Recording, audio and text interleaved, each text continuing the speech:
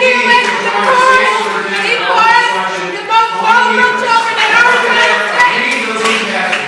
Because a diverse group of educators, reading specialists, parents.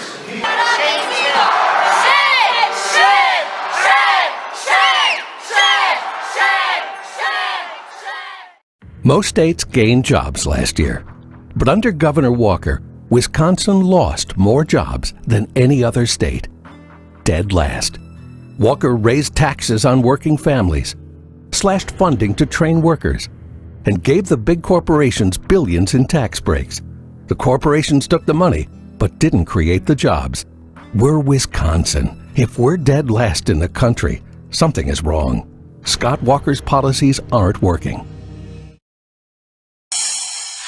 Wisconsin Governor Scott Walker is in a fight for his political future, immediate future. Yesterday, Democrats turned in more than 1 million signatures in an effort to recall him following the budget showdown last spring, well chronicled here. Yep. If the state's Government Accountability Office verifies the signatures, a recall election could come as early as May. And Wisconsin Governor Scott Walker joins us. I believe this is your debut on the Curvy Couch. That's right. Is it not? Yeah, absolutely. Well, it's so great to see you in person. Good to be here. I wish for you personally it was for better circumstances, because now it looks as if you are going to be in the hot seat in a recall election, which will take place when? June? Probably June, maybe even early July. I mean, the bottom line is they've got to certify the signatures.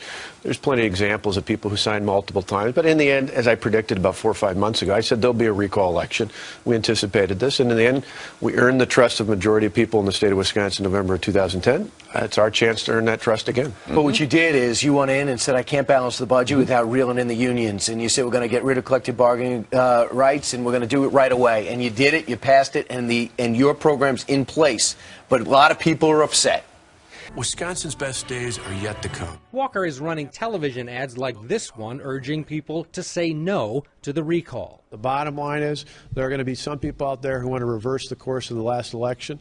All I can do is stay focused on doing what I said I'd do when I was campaigning. I haven't seen anything like this before. I think that, Scott Walker is going to have tens of millions of dollars.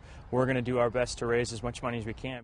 People ask me who my opponent's going to be. I said the person doesn't matter. It will be the big government union bosses here in Washington who will pour probably limitless amounts of money into our state and will try and influence our vote. Wisconsin may just prove you can beat the money. All right.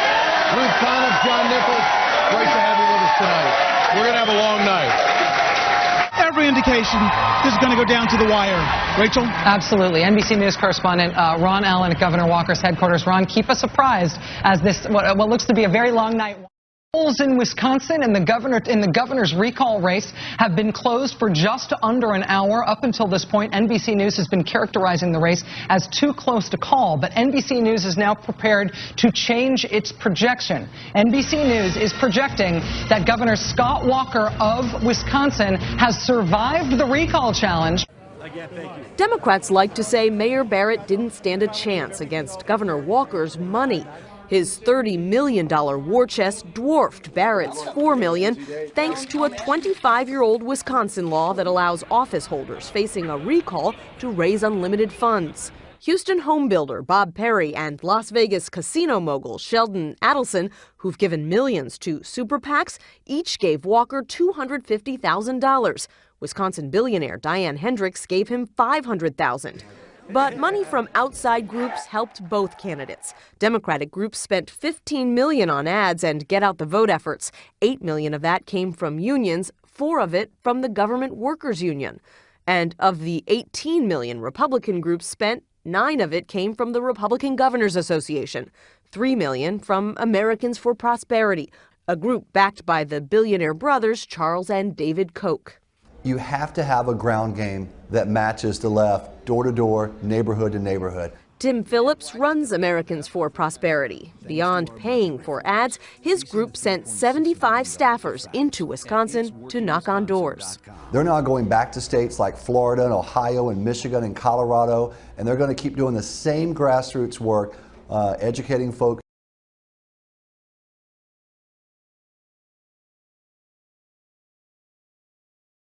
People ask me who my opponent's going to be. I said the person doesn't matter. It will be the big government union bosses here in Washington who will pour probably limitless amounts of money into our state and will try and influence our vote.